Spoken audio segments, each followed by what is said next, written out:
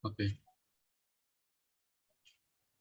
Oke, assalamualaikum warahmatullahi wabarakatuh. Selamat pagi, selamat siang, selamat sore, dan selamat malam bagi teman-teman yang sedang menonton.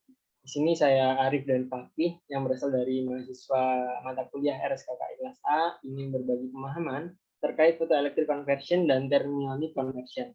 Oke, mungkin langsung saja ya kita ke outline pertama kita, yakni tentang photoelectric conversion. Mungkin bisa dijelaskan terlebih dahulu oleh Fakih.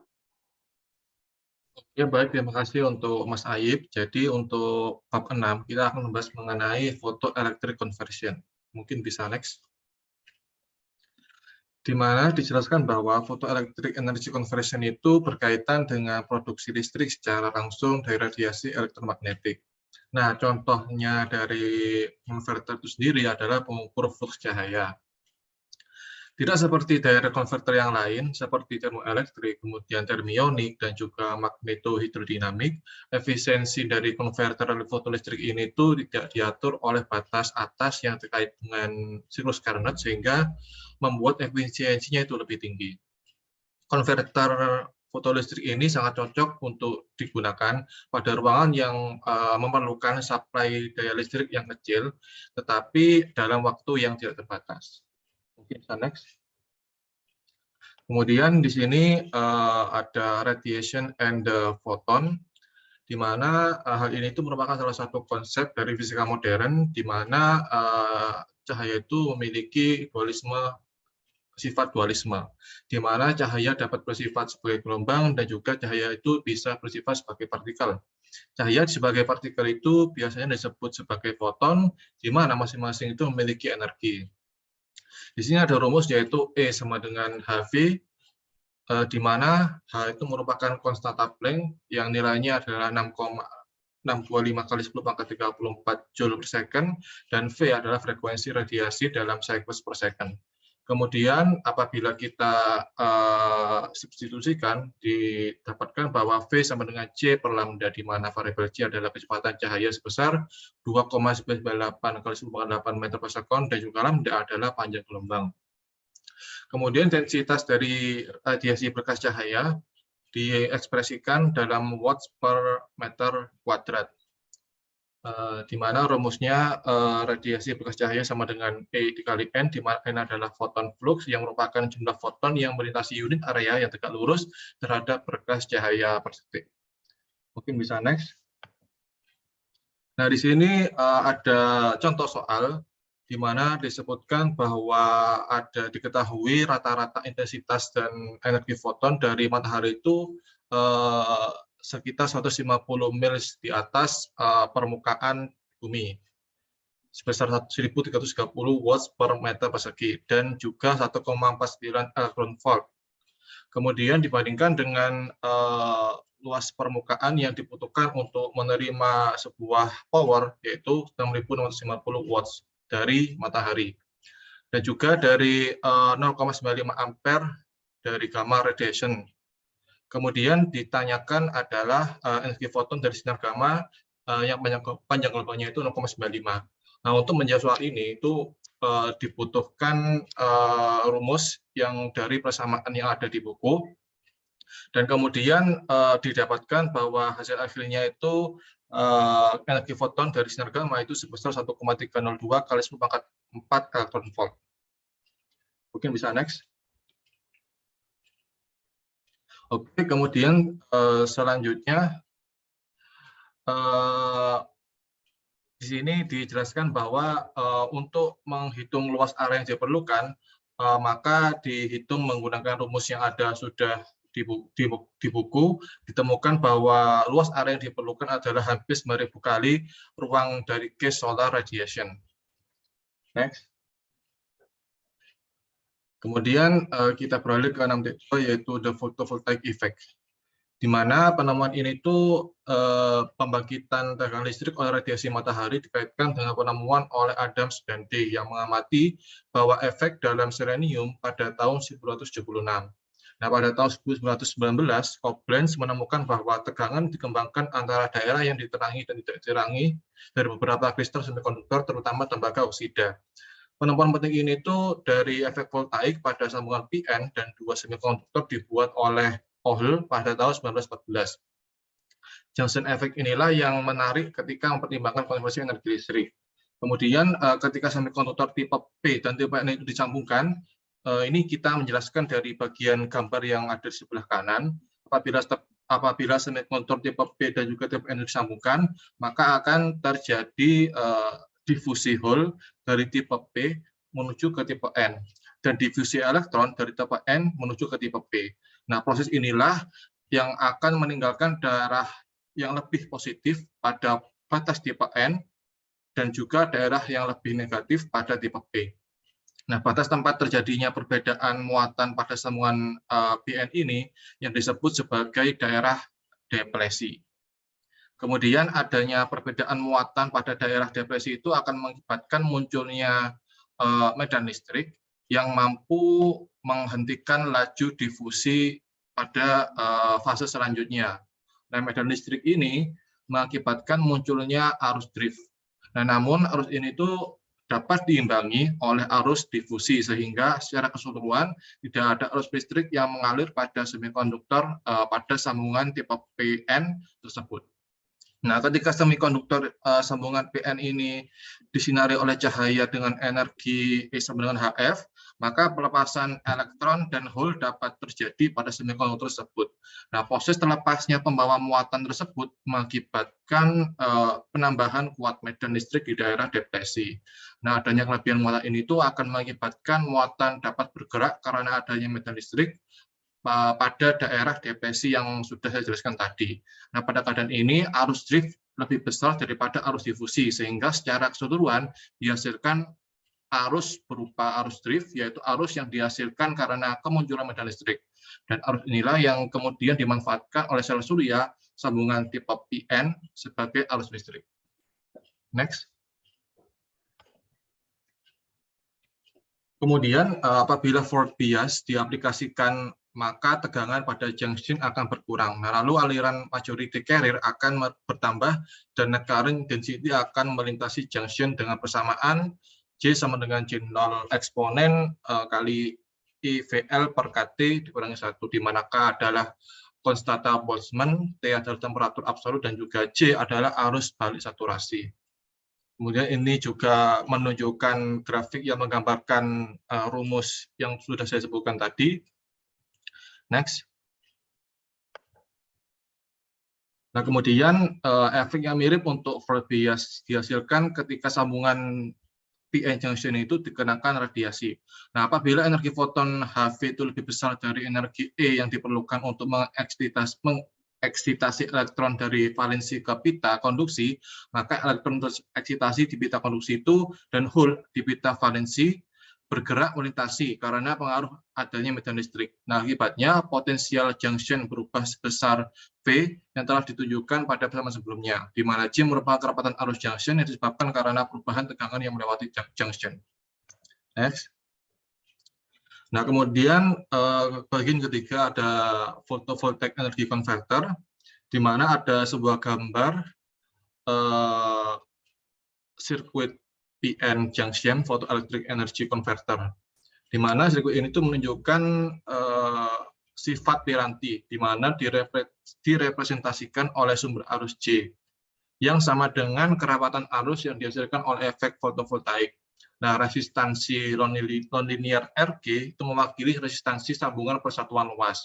Nah, dalam kondisi hubung singkat, semua arus yang dihasilkan mengalir melalui beban, tetapi ketika ada beban terbatas, arus ini itu dialihkan melalui resistansi sambungan internal RG. Next. Nah, untuk persamaannya itu ditunjukkan pada gambar berikut, di mana JL sama dengan JS min J, untuk VL-nya sama dengan 0. Kemudian ini ada grafik yang menunjukkan karakteristik photoelectric converter, di mana menunjukkan bahwa power rectangle, di mana areanya itu proporsional dengan power yang dideliver ke beban. Next. Kemudian ini ada rumus output power density, P sama dengan VL dikali JL. Kemudian ada maximum output power density yang dihasilkan oleh photovoltaic converter, ditunjukkan pada presentasi di layar, kemudian ada efisiensi dari konverter itu sendiri sebagai berikut. Next.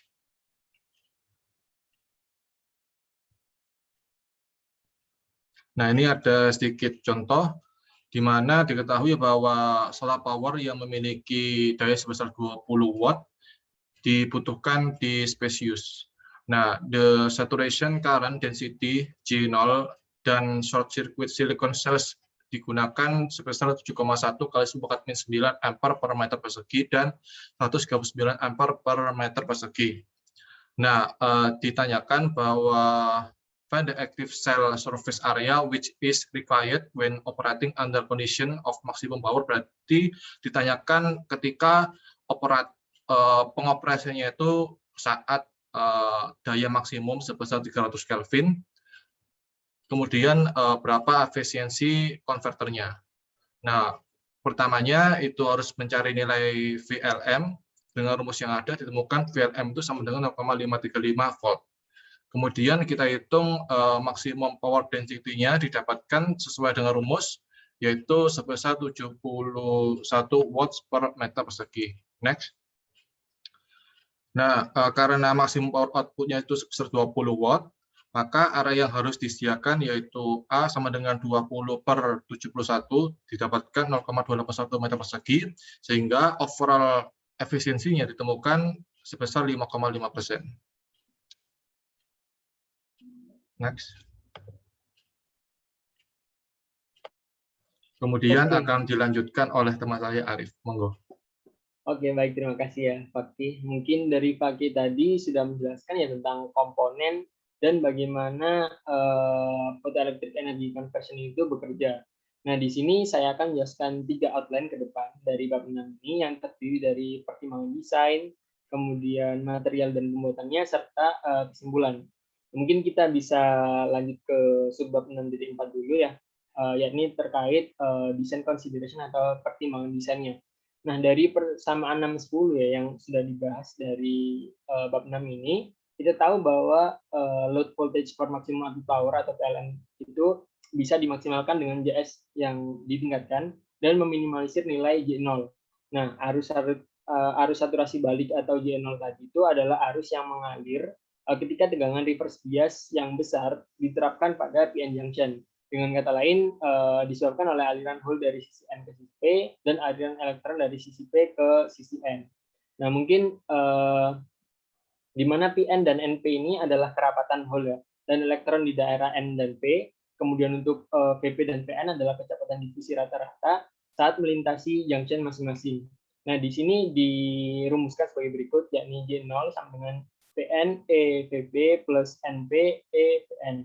Nah, kemudian jika dilihat dari rumus tersebut, tampaknya penting ya untuk menjaga density minor carrier di wilayah N pada tingkat yang rendah, karena generasi pembawa minoritas itu meningkat cepat dengan suhu. Oleh karena itu, penting untuk mengoperasikan konverter fotolistrik pada suhu lingkungan serendah mungkin. Nah, kemudian jika dikaitkan dengan rasio koefisien difusi dan panjang serta upaya doping pada junction P dan N yang menyebabkan konduksi, disebabkan oleh aliran Schultz dari N ke P didapatkan persamaan berikut, yakni J0 sama dengan PNE dP per LP. Oke, di sini mungkin aku akan bahas karena JS ini dipengaruhi oleh N dan hasilnya itu berbanding lurus. Kemudian fraksi K1 dan K2 juga memiliki peran penting dalam persamaannya ya. JS atau short circuit current density ini dihasilkan oleh photovoltaic effect yang dipengaruhi oleh fraksi K1, K2, dan N. Nah, jika fraksi K1 atau dari incoming fotonnya dan foton yang masuk mencapai zona junction itu yang diwakili fraksi K2, keduanya ini tuh memiliki energi yang cukup untuk menghasilkan pembawa minoritas dan menyebabkan melintasi junction itu tersebut. Nah, mungkin incoming photon ini bisa disimbolkan dengan HV. Kemudian untuk junctionnya itu adalah di antara P-type dan N-type. Nah, dari pernyataan dan persamaan tersebut bisa disimpulkan bahwa fraksi K1 bisa ditingkatkan semaksimal mungkin untuk meningkatkan nilai JS itu sendiri. Toolsnya adalah menebalkan material untuk memperkecil junction yang ada dalam sistem. Oke, kemudian selanjutnya adalah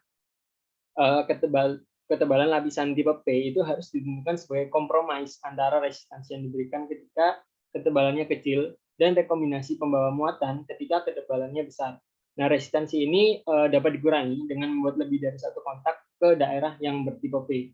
Nah, untuk sumber radiasi tertentu, nilai fraksi K2 dapat ditingkatkan dengan penggunaan low gap energy materials. Tetapi karena ini akan mengurangi nilai dari PLM atau maximum output power, kompromis dari sistem ini memang harus dilakukan.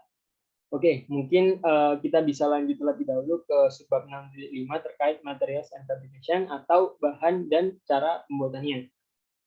Nah, di sini udah di state ya bahwa pemilihan material yang cocok itu memang sangat dibutuhkan dalam sistem apapun. Dan dari awal penemuannya, PV itu memang menggunakan single crystal cell yang terdiri dari beberapa komponen yang dimana setiap single crystal cell ini tuh memiliki keluaran masing-masing, dan jika disatukan dari sel single crystal yang lain maka akan didapatkan keluaran sesuai kebutuhan beban. Dan dari pembuatan awal, material dan energi gap itu memang sekitar 1,3 elektron volt ya yang paling disarankan. Tapi sejak silikon dengan band gap senilai 1,1 elektron volt ditemukan, maka bahan ini tuh memang sangat sering banget digunakan. Nah, kenapa sih alasannya silikon ini lebih preferable daripada yang lainnya? Hal ini dikarenakan foton dengan energi kurang dari 1,1 elektron volt itu benar-benar terbuang sia-sia. Ini berlaku juga untuk yang melebihi 1,1 elektron volt. Dan dalam kasus elektron yang lebih energi ya, mungkin. Nah, akibatnya hanya sekitar 45% energi dari sumber matahari itu yang dapat digunakan dalam konverter fotolistrik silikon. Akibatnya efisiensi maksimum teoritis itu hanya didapatkan sekitar mungkin sekitar 23% gitu. Nah, sejak silikon memiliki celah energi sekitar 1,1 elektron volt, itu sering digunakan. Gallium arsenide itu dengan celah energi 1,35 elektron volt itu sudah dikembangkan begitu. Tapi efisiensi belum bisa mencapai efisiensi dari silikon itu sendiri. Namun untuk penggunaan pada ruang angkasa, tampaknya gallium arsenide itu lebih tahan terhadap efek foton dan iradiasi elektron. Dan tes iradiasi ini menunjukkan bahwa sel on P base dapat mentolerir flux terintegrasi yang lebih besar daripada sel P on N base. Nah, kemudian PV itu pertama kali terbuat dari selenium dan tembaga oksida atau biasa disebut polikristalin, tapi dengan efisiensi yang berkisar hanya 1% saja. Akhirnya dicoba-coba dengan sel baru dan akhirnya didapatkan efisiensi yang bagus, namun harganya mahal. Tapi seiring perkembangannya, karena kebutuhan dan manfaat dari PV ini sendiri, akhirnya disimpulkan bahwa harga mahal itu tidak dijadikan penghalang. Oke, mungkin saya next. Nah, di sini ada fakta menarik dari PV ini adalah hanya sebagian kecil volume kristal yang mengkonversi energi aktual, sedangkan yang lainnya adalah dead weight, jadi sebagai pemberat saja gitu, tidak mengkonversi dari electricity sendiri. Nah, setelah melakukan banyak percobaan, thin film CDS ternyata memiliki efisiensi yang cukup baik dengan harga dan material yang cukup tinggi. Yang tidak tinggi. Oke. Terus desain terbaik sel-sel ini itu dibuat dengan menguapkan sekitar 70 mikro CDS ke lapisan SNO2 konduktif transparan yang menempel pada substrat kaca. Kemudian lapisan SNO ini berfungsi sebagai satu kontak sel. Dan kemudian permukaan sel yang terbuka kemudian dilapisi dengan tembaga dan seterusnya dipanggang pada suhu 275 derajat Celcius selama sekitar 10 detik. Cat perak digunakan untuk membentuk kontak listrik ke permukaan berlapis tembaga, kemudian ketika sel tersebut diterangi melalui kaca yang berlapis SNO2, efisiensi konversi energi matahari dilaporkan setinggi 3,5%. Angka ini harus dibandingkan dengan efisiensi 4-6% yang biasa ditemui dalam sel CD kristal tunggal. Jadi pada intinya thin film ini tuh cukup bersaing ya untuk jika dibandingkan dengan CD kristal tunggal. Nah, pada intinya perkembangan teknologi thin film ini juga itu untuk menyamakan efisiensi dengan single crystal cell. Mengingat harga dari thin film ini jauh lebih murah daripada yang single crystal cell. Begitu. Nah, ini mungkin sedikit gambaran dari thin film ya yang sudah saya jelaskan tadi terkait CDS dan CDE. Kurang lebih seperti ini. Nah, untuk yang sebelah kanan ini adalah perbandingan dari monokristalin, polikristalin, dan thin film terkait efisiensinya, terus suhu bekerjanya, dan lain-lain. Oke, mungkin bisa saya lanjut dulu ke kesimpulan. Baik, dari kesimpulannya sendiri, dari 5 subbab yang sudah dijelasin tadi, kita bisa tahu bahwa single cell memiliki output yang rendah. Maka kita mengombinasikan semua sel tersebut dihubungkan secara seri maupun paralel agar outputnya sesuai beban dan ketika salah satu bermasalah itu tidak berdampak total pada PV keseluruhannya. Sedangkan untuk pemanfaatan pada ruang angkasa biasanya terdapat masalah getaran mekanis, kerusakan kontak, dan short circuit akibat kerusakan dari meteorit. Nah, terus terlepas dari permasalahan di atas, konverter sambungan fotolistrik memiliki banyak keuntungan. Mereka sangat cocok untuk aplikasi di mana sejumlah kecil daya itu diperlukan dalam waktu yang lama, seperti dalam kasus satelit komunikasi, di mana efisiensinya itu tidak ditentukan oleh siklus Carnot. Nah, kemudian sinar alfa, beta, dan gamma itu jika disinarkan pada p-n junction akan memproduksi pasangan hole elektron seperti foton. Tapi yang paling bagus dan cocok untuk digunakan adalah sinar beta. Nah, kenapa sih sinar beta ini lebih cocok begitu? Nah, di sini mungkin saya ingin menjelaskan sedikit bahwa kalau misalnya kita menggunakan sinar gamma itu cenderung menembus material tanpa menghasilkan banyak energi. Sedangkan partikel alfa itu cenderung merusak fisik dari material. Nah, maka dari sini kita dapat menyimpulkan bahwa partikel beta itu paling cocok asalkan sumber radiasinya itu dipilih yang memancarkan partikel beta yang memiliki energi maksimum kurang dari energi ambang kerusakan radiasinya.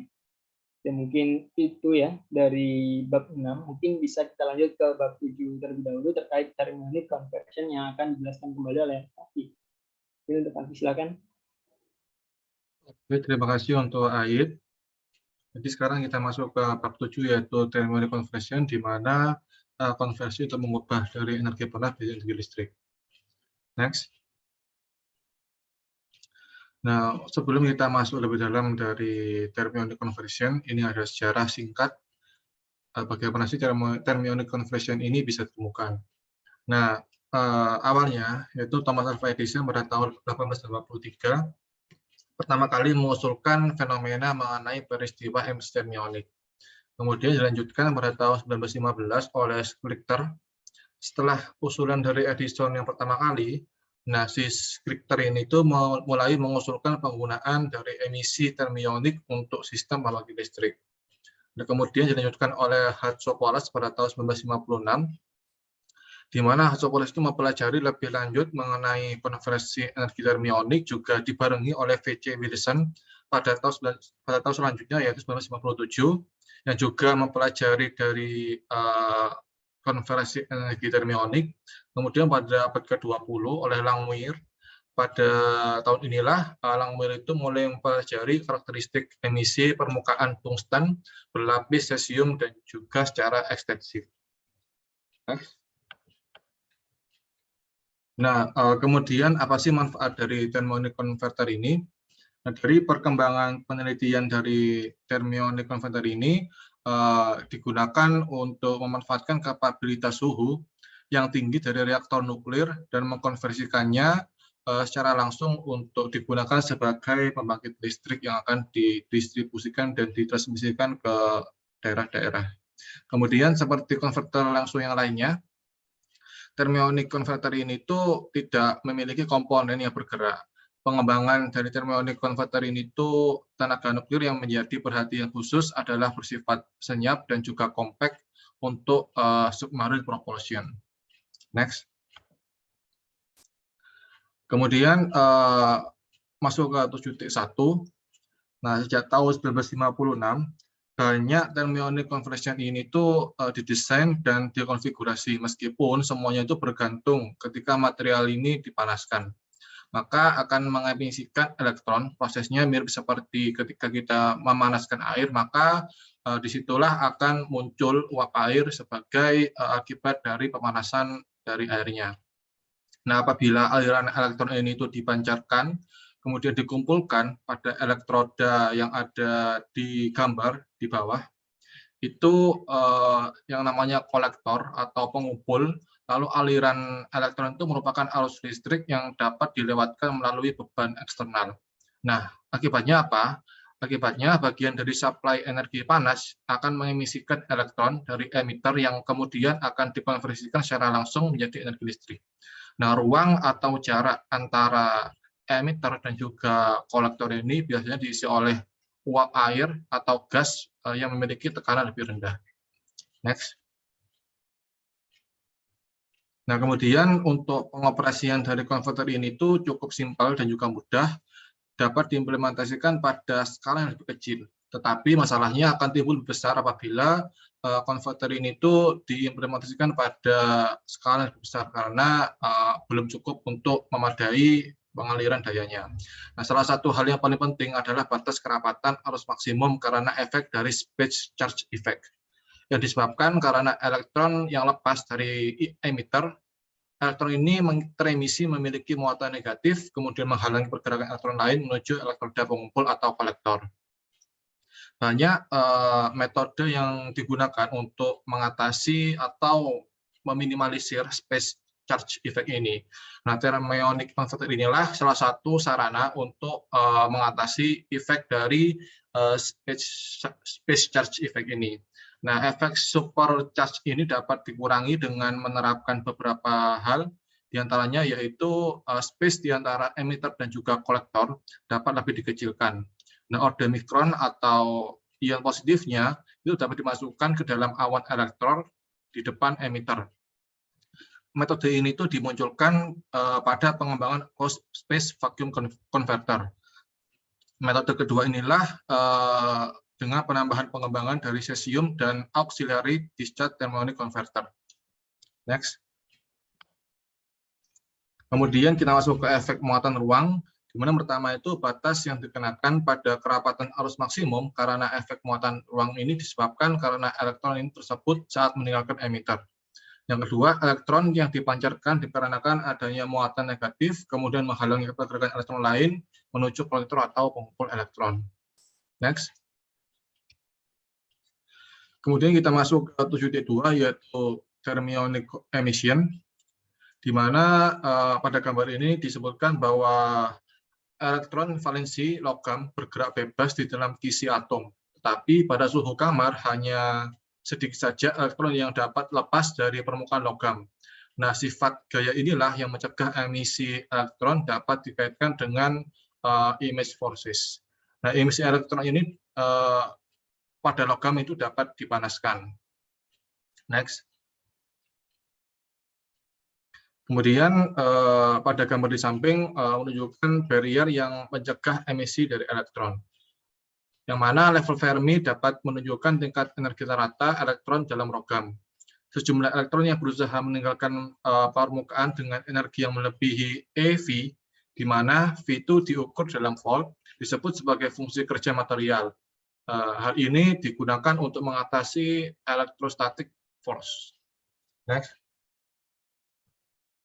Kemudian ada rumus yang dikemukakan oleh Richardson dan juga Dasman yang rumusnya itu bernama Richardson-Dasman electron current density, di mana tingkat elektron dibebaskan dari permukaan logam yang diberikan oleh persamaan kerapatan arus elektron Richardson-Dasman, di mana G0 sama dengan A T kuadrat eksponen min EV per KT, di mana A itu adalah konstanta universal dengan nilainya adalah 1,2 kali 10⁻⁶ ampere per meter persegi Kelvin.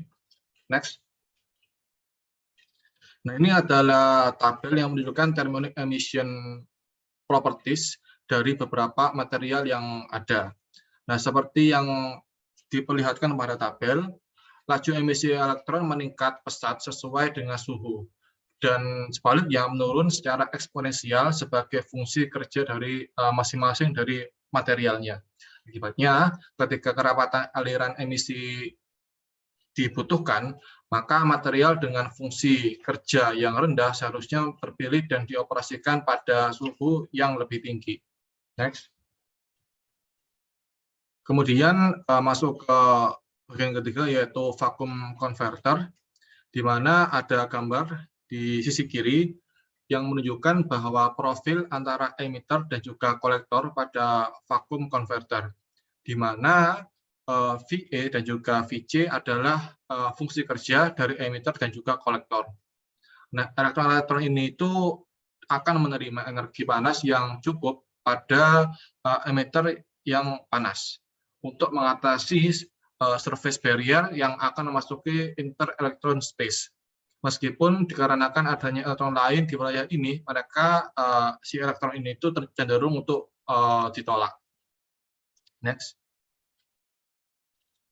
Kemudian apa sih power output density-nya rumusnya, yaitu P0 sama dengan VL dikali JE. Nah, saat keadaan steady state, thermal power input ke emitter adalah sama dengan laju saat mendisipasikan energi. Nah, power loss pada emitter itu disebabkan karena beberapa hal. Yang pertama adalah potential rate dan energi kinetik yang ditransmisikan ke elektron yang meninggalkan emitter TE. Kemudian ada radiasi panas dari PR dan juga ada konduksi panas melalui konduktor listrik PX. Next. Ini ada beberapa rumus yang digunakan pada vacuum converter. Yang pertama ada the net emitter current density, kemudian ada the radiation loss, kemudian ada the heat conducted. Next. Kemudian ini ada rumus mengenai efisiensinya. Yang pertama ada rumus pertama, apabila disubstitusikan maka akan didapatkan persamaan yang ada di paling bawah. Merupakan rumus dari efisiensi dari vacuum converter. Next. Kemudian maksimum efisiensinya dari vacuum converter sendiri itu dirumuskan bahwa efisiensi 0 sama dengan 1 plus 1 per 1 plus gamma 0, di mana gamma 0 didefinisikan sebagai rumus yang sudah ada pada layar. Next. Kemudian ada optimized value, di mana rumusnya sudah tertera pada layar, di mana nilai gamma itu sama dengan PRE per JE kali K dikali TE. Next. Kemudian untuk studi 4 akan dijelaskan oleh Mas Ayub. Monggo. Oke, terima kasih kembali atas waktu yang diberikan. Oke, mungkin di sini aku ingin jelasin terkait implementasi dari thermionic conversion-nya ya mungkin ya. Karena tadi sudah dijelaskan oleh Fakih terkait teori dari thermionic conversion sendiri. Oke, mungkin aku mulai. Untuk mencapai keluaran daya yang dapat diterima dari konverter vakum, itu perlu menggunakan jarak antara elektroda yang sekecil mungkin. Nah, tapi masalahnya itu tentu saja bukan hanya tentang jarak yang dibutuhkan ya, tapi dalam mencapai kerataan dan stabilitas yang diperlukan emitor selama masa operasi konverter harus selalu terjaga. Nah, gas field converter ini dibuat agar ion positif dapat selalu diproduksi dan berbaur dengan elektron di depan emitter. Jika kerapatan ion positif cukup untuk menetralkan medan statik elektron, maka elektron dibebaskan pada emitter dan tidak mengalami medan elektrostatik yang melambat. Oke, mungkin contoh dari implementasi gas field converter ini itu adalah cesium converter ya. Mungkin saya next terlebih dahulu. Nah, di sini cesium converter itu terdiri dari emitor dan kolektor tertutup dalam wadah berisi uap cesium. Nah, kepadatan atom gas cesium ini dikendalikan oleh regulasi suhu reservoir cesium. Nah, mungkin ini terdapat rumus ya terkait cesium converter ini, yakni JE per JI sama dengan akar MI per ME, di mana JE per JI ini itu merupakan rasio elektron to ion current per space, dan untuk yang akar MI per ME ini merupakan karakteristik dari bahannya tersebut, yaitu yang dimana di sini adalah cesium dan nilainya sama dengan 492. Nah, cesium ini digunakan karena merupakan yang paling mudah terionisasi dari semua elemen stabil, dan cesium ini juga termasuk zat radioaktif ya. Generator thermionic ini tuh seperti mesin panas siklik dan efisiensi maksimumnya itu dibatasi oleh hukum Carnot. Karena sistem ini adalah perangkat arus tinggi bertekanan rendah, di mana kepadatan arusnya itu sekitar 25 sampai 50 ampere per persegi meter perseginya. Sentimeter perseginya, dan kemudian telah dicapai pada tegangan dari 1 sampai dengan 2 volt. Dan energi gas suhu tinggi itu sebagian dapat diubah menjadi listrik jika tabung penambah boiler disediakan katoda dan anoda generator thermionic dengan ruang yang diisi dengan uap cesium terionisasi. Dan fungsi kerja sendiri itu ditentukan terutama oleh lapisan atom cesium yang terabsorpsi pada permukaan elektroda. Nah, cara kerjanya ini, yakni cesium akan masuk ion positif untuk kompensasi ruang muatan elektron, tapi selain itu cesium mengembun pada kolektor dingin dan memberikan padanya fungsi kerja yang diinginkan rendah dengan dekat dengan cesium. Nah, mungkin gambarannya seperti ini ya. Jadi ada sumber panas yang diterima oleh emitter. Nah, nantinya panas ini itu akan membantu uap airnya itu untuk berkondensasi, yang dimana uap dinginnya nanti akan diterima oleh kolektor dan akhirnya timbul electricity di situ. Nah, kemudian untuk selanjutnya, Mungkin aku jelasin kekurangan dari cesium converter ini ya. Kalau misal dilihat dari bahannya dan juga alatnya, itu memang cesium converter ini itu termasuk yang cukup kompleks ya. Sistem ini tuh dikembangkan untuk memungkinkan operasi suhu rendah menggunakan sumber panas berbahan bakar fosil atau nuklir. Jadi dia itu memang diplot untuk memanfaatkan nuklir yang memang pemanfaatannya itu masih cukup jarang. Gitu. Dan dalam sistem ini, ion diproduksi dalam konverter pelepasan tambahan dengan menerapkan tegangan yang nilainya lebih besar dari potensial ionisasi gas dan kemudian ke elektrostatik juga. Nah, ini gambar di samping juga merupakan skema auxiliary discharge converter-nya ya, yang mungkin penjelasan lebih detail dari cara kerjanya tadi. Oke, mungkin saya lanjut dulu ke implementasi berikutnya, yakni thermionic nuclear reactor. Nah, ini sama-sama memakai zat radioaktif ya. Sedangkan kalau misalnya di thermionic nuclear reactor ini, sesuai dengan judulnya, itu didasarkan pada asumsi bahwa suhu emitter tinggi itu dibutuhkan akan disuplai oleh sumber tenaga nuklir. Nah, ternyata nuklir itu memang cukup berguna ya dalam thermionic conversion ini. Dan jika konverter itu merupakan bagian integral atau implementasi dari elemen bahan bakar, maka desainnya itu menyerupai inti reaktor biasa dengan elemen bahan bakar silinder. Namun setiap elemen itu terdiri dari sejumlah konverter yang dihubungkan secara seri. Oke, mungkin di sini terdapat bagian-bagiannya. Ada full emitter interspace yang dari atas sendiri, kemudian ada ceramic separator, ada kolektor, ada insulation agar panasnya tidak keluar, kemudian ada emitter, ada fuel yang merupakan nuklir itu sendiri, dan cesium vapor. Nah, di sini lagi-lagi bahan yang dipercaya memang adalah cesium karena memiliki daya ionisasi yang cukup bagus. Oke, mungkin saya lanjutkan. Dari bentuk geometri reaktornya, daerah yang mengelilingi emitter itu merupakan daerah anular konsentris dari uap cesium, kolektor, insulasi, dan tabung berdinding tipis luar yang mendukung semua konverter di batang bahan bakar. Dan ukuran kritis reaktor thermionic ini tentu saja harus jauh lebih besar ya daripada reaktor konvensional yang setara, karena pengurangan faktor pemanfaatan thermal yang disebabkan oleh masuknya bahan NPC tambahan dalam batang bahan bakar. Dan ukuran reaktor ini dapat dipertahankan dalam batas yang diinginkan dengan menggunakan bahan bakar yang lebih diperkaya. Mungkin di sini juga dijelaskan bahwa karena konverter ini dihubungkan secara seri, setiap emitter harus diisolasi secara elektrik dari pendingin agar berfungsi dengan maksimal, sehingga diperlukan bahan yang mampu bertindak baik sebagai isolator listrik dan sekaligus sebagai konduktor termal pada suhu di atas 1500 derajat Kelvin. Dan mungkin gambar di samping kanan ini merupakan gambaran ya dari si thermionic nuclear reactor. Dan mungkin untuk selanjutnya, ini kesimpulan dari thermionic nuclear reactor, di mana elemen bahan bakar dalam reaktor ini itu secara elektrik dihubungkan seri dan paralel, dan jika sistem dirancang untuk ruang angkasa atau propulsi kapal selam, reaktor didinginkan oleh loop logam cair, dan jika aplikasi tidak memerlukan suhu panas yang tinggi, itu reaktor cukup didinginkan oleh pendingin lain saja. Jadi tidak perlu menerapkan loop logam cair. Oke, mungkin lanjut ke implementasi terakhir yang ada terkait thermionic conversion, yaitu tentang heat pipes. Operasi pada heat pipe ini didasarkan pada sejumlah besar panas yang dapat ditransfer dengan penurunan suhu yang sangat kecil melalui penguapan cairan dan pengangkutan uap melalui saluran dan kemudian dikondensasikan kembali ke fase cair selanjutnya. Nah, mungkin jika kita lihat gambarnya ya, di sini ada panas yang masuk tetapi dengan flux yang rendah. Nah, kemudian kita memanfaatkan heat pump ini dengan kombinasi vapor dan liquidnya. Kemudian nanti output panasnya itu memiliki flux yang tinggi karena proses yang terjadi dari heat pump ini sendiri. Jadi untuk masukannya itu tadi melalui evaporator, dengan keluarannya itu melalui kondensor.